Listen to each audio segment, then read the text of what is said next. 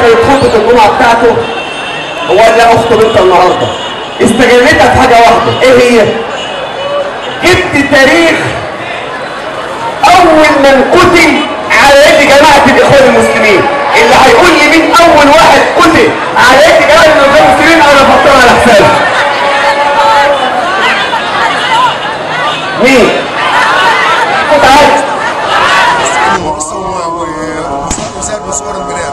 النهارده احنا نازلين داعينا مش الجمعه معانا، داعينا النهارده للمليونيه، النهارده للفطار داخل الفطار داخل ميدان التحرير.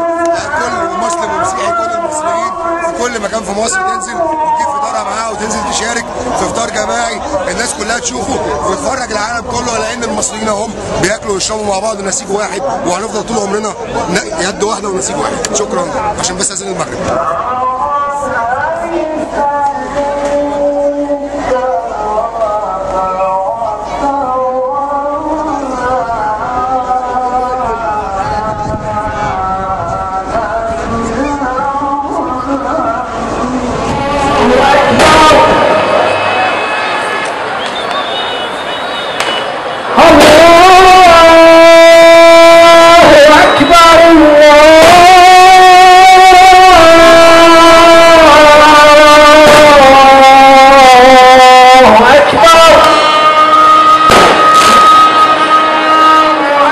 أشهد أن لا إله إلا الله.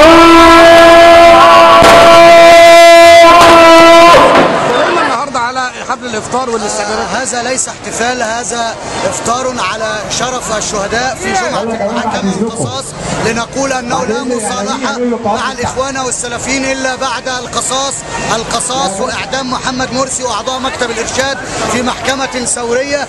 هذه ملحمة وطنية، الشعب المصري جاء ليطالب بالقصاص اليوم.